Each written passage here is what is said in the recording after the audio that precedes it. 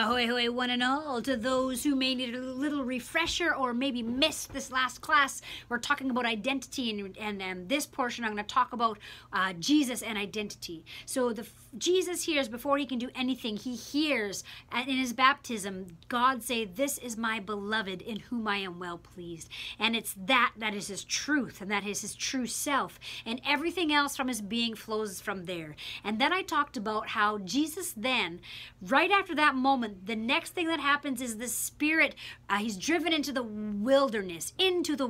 Wilderness are like the difficult times in life, and the difficult things in our hearts that we struggle with, or the things that have happened to us, or things that are happening around in our world. And the first thing I said is that he goes into the wilderness. He goes there. He doesn't run away from it. He doesn't try to distract himself with the first century Palestine Xbox, whatever that is, like if it's like racing donkeys or something, I don't know. He goes into that and he faces it. And who he meets there, it says, "And the Spirit immediately drove into the wilderness, and he was in the wilderness for 40 days, tempted by Satan, and he was with the wild beasts. And then the angels waited on him." So this idea of Satan, what is Satan? Okay, is Satan like this guy with horns, like living in some fiery place, being like,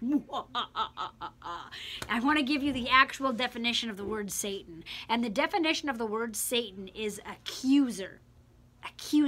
So this idea of it's your fault and it's your fault and I can't do this because this happened to me, and it's them and it's them and it's them, and it's always pointing fingers, and it's never actually taking the time to figure things out, or to experience a suffering, or to think about what is it that in my actions that I'm doing that's having some type of negative effect sometimes. And so here's the thing.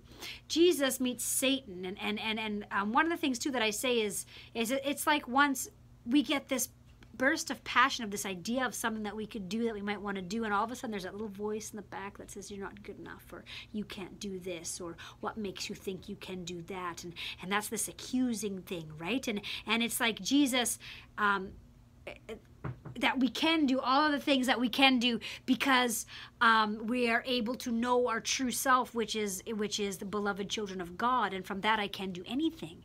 And so the next section I would say is this, is that so Jesus meets the wild beasts, and he meets Satan, and Satan says, if you are the Son of God, then you'll be able to do this and that or the other thing. And Jesus hears these, Jesus listens to all of these things, and then he says, he always replies by falling back into his true self, by falling back into true love. So Satan says, then if you really are the Son of God, then turn this stone into bread. And then Jesus says, "I do not live by bread alone, but by every word of God." And so each response is this response of love.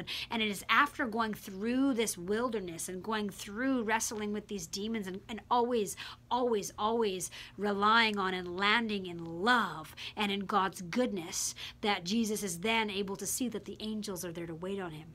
And it's a really beautiful, beautiful thing. And it has everything to do with our identities and how we see ourselves. Am I wrapped up in this falsehood, in this false self of accusing, or even accusing in myself?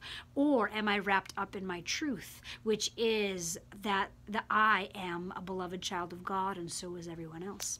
So there you go, a little reflection on Jesus and identity. Grace and peace.